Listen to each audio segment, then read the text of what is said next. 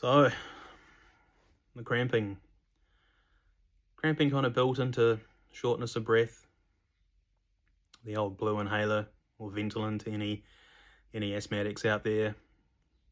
If you're an asthmatic or if you've used an inhaler, you definitely know the relief and the thank you God moment when you if you've ever seen that Big Bang Theory show, you definitely know when Leonard hits his inhaler, how much he's really going to appreciate life in the next 3 to 4 minutes.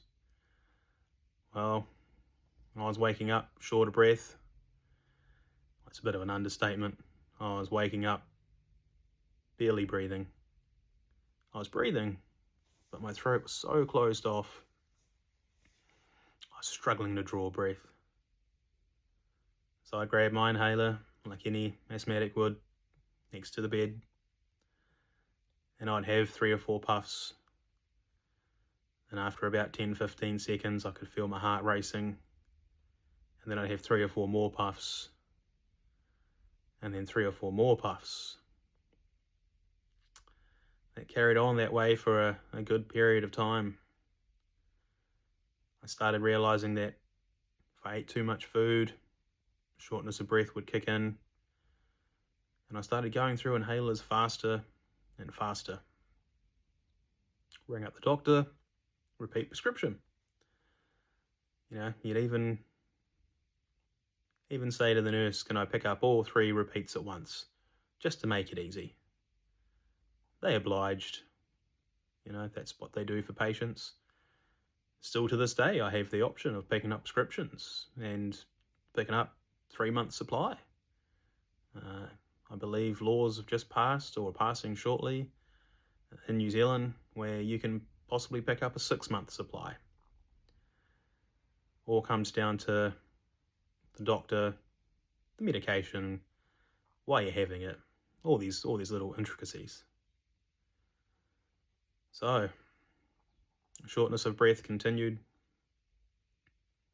What I hadn't noticed, because it was happening so gradually, I now know that renal disease, kidney disease is a gradual thing. For me, it was a very slow demise. And my brother-in-law said to me one day, "You're looking really pale, man." And again, I don't get much sun.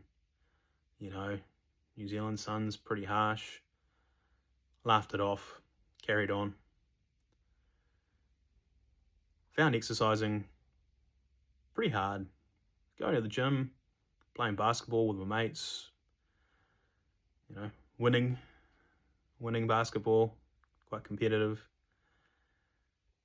Running on the treadmill, circuit training.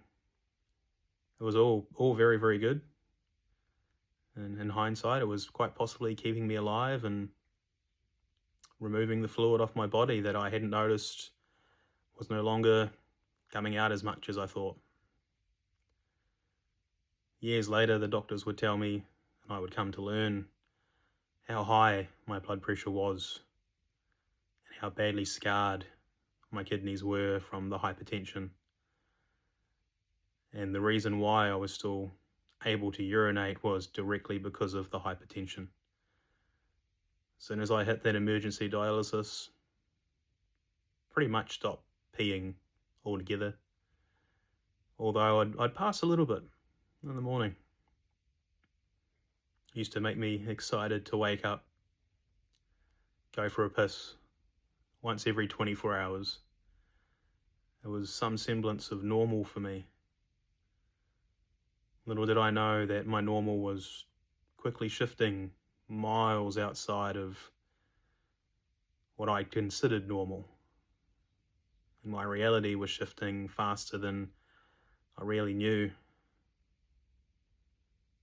Months rolled on, repeats carried on with my inhalers.